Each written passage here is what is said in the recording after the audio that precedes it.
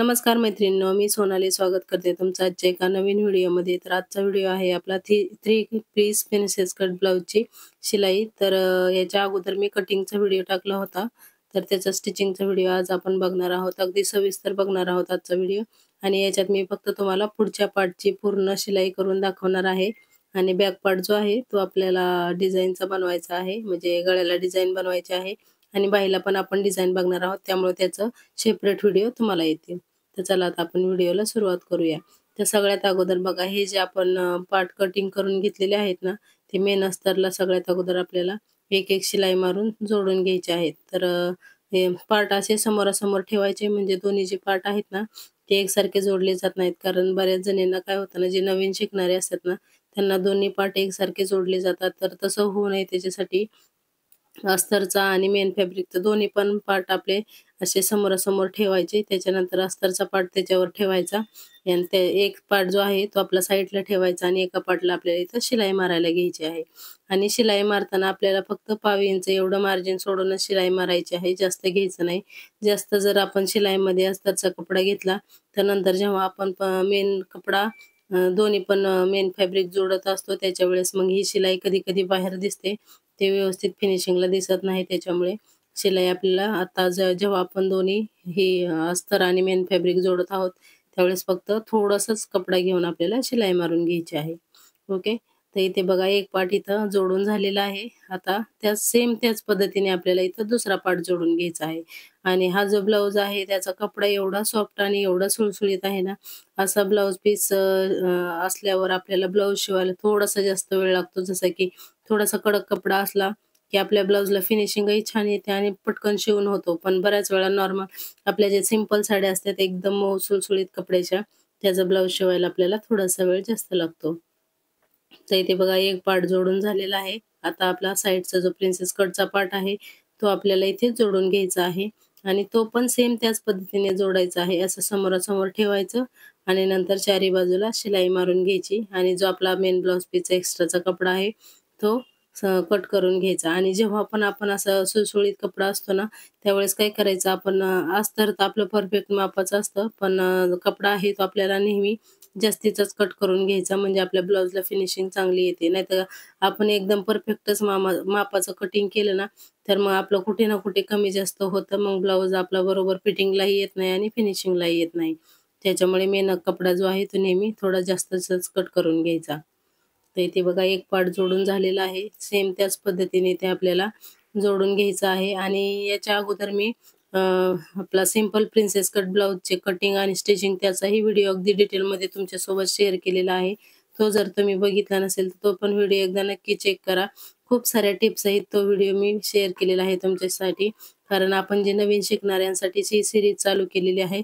त्याच्यामुळे जे काही मी तुम्हाला दाखवत आहे ना स्टिचिंगच्या रिलेटेड, तर आता आपण योगपट्टी जोडून घेऊया. योगपट्टी बी ठेवताना अशी समोरासमोर ठेवून घ्यायची आणि त्याला शिलाई मारून घ्यायची. तर सगळ्यात अगोदर खालच्या साईडने आपल्याला एक शिलाई मारायची आहे. तर इथे बघा दोन्ही पण योगपट्टी आपण एकत्रच जोडून घेणार आहोत, म्हणजे ब्लाउज आपला जो आहे तो पटकन शिवून होतो. तर इथे बघा एक शिलाई मारली, नंतर अस्तर आतल्या साईडला पलटी केलं आणि जो आपला मेन ब्लाउज पीस आहे त्याच्या बाजूने आपल्याला इथं एक दाब शिलाई देऊन शिलाई मारून घ्यायची. आणि त्याच्यानंतर बघा पूर्ण अस्तरला शिलाई मारून आपला एक्स्ट्रा जो जो ब्लाउज पीसचा कपडा आहे तो इथे आपल्याला कट करून टाकायचा आहे.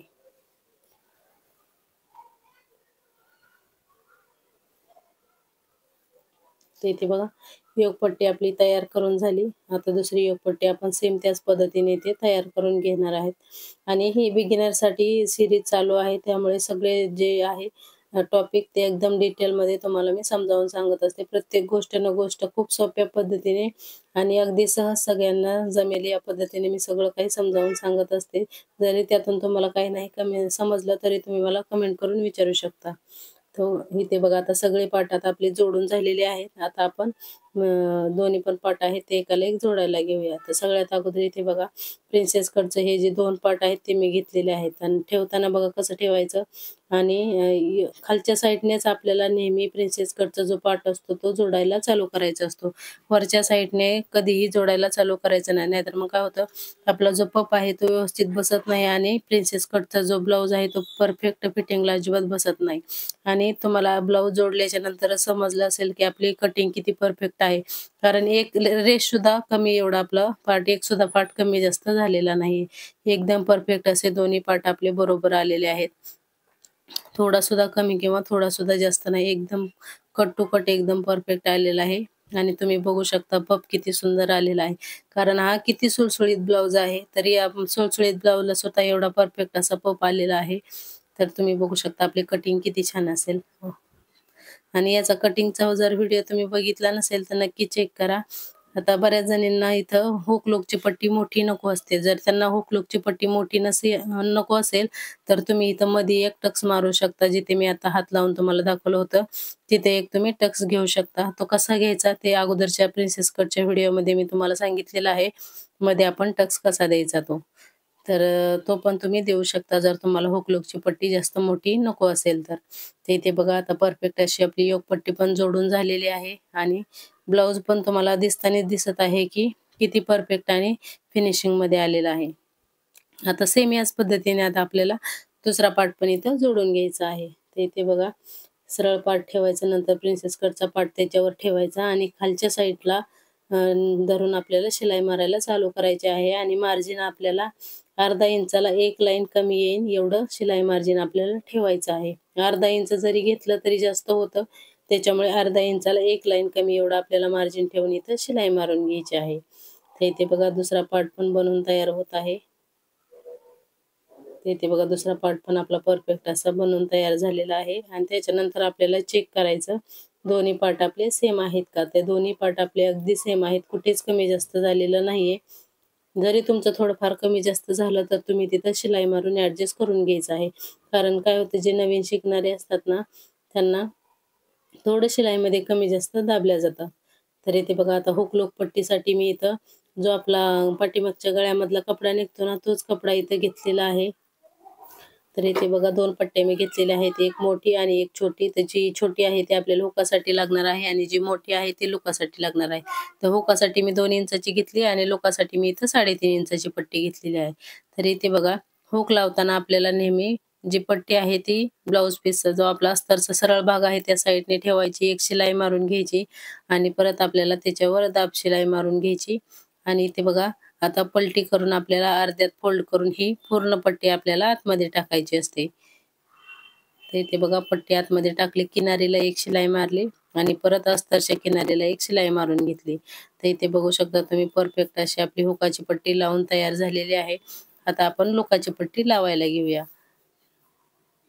तर ते बघा पूर्ण एक हुकाची पट्टी लावून झाली आणि तुम्ही बघू शकता एकदम परफेक्ट फिनिशिंग मध्ये कुठेही चुनी वगैरे गुढी अजिबात पडत नाही. तर आता लोकाची पट्टी लावताना बघा उलट्या साईडने आपल्याला ही जी पट्टी काढलेली आहे ती ठेवायची आहे. म्हणजेच अस्तरच्या साईडला ठेवायची आणि नंतर पलटी करून आपली जी ब्लाउज पीसची सरळ बाजू आहे त्या साईडला आपली लोकाची पट्टी येत असते. तर इथे बघा एक शिलाई मारून झाली. त्याच्यानंतर पलटी करून आपल्याला याच्यावर एक दाब शिलाई मारून घ्यायची आहे आणि नंतर ब्लाउज आहे तो आपला इथं सरळ करून घ्यायचा आणि ही जी लोकाची पट्टी आहे ती आपण हाफ मध्येच फोल्ड करून हाफ मध्येच टाकत असतो. कारण अर्धी पट्टी आपली बाहेर राहिली पाहिजे.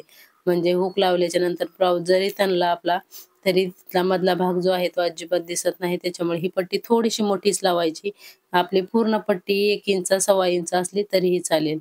ते इथे बघा पट्टी मी हाफ मध्ये फोल्ड करून लावलेली आहे. त्याच्यानंतर बाजूला एक शिलाई मारून घ्यायची. म्हणजे आपली जी पट्टी आहे ती परफेक्ट अशी सेट होते. ते इथे बघा आता दोन्ही पट्ट्या आपल्या इथे जोडून झालेल्या आहेत.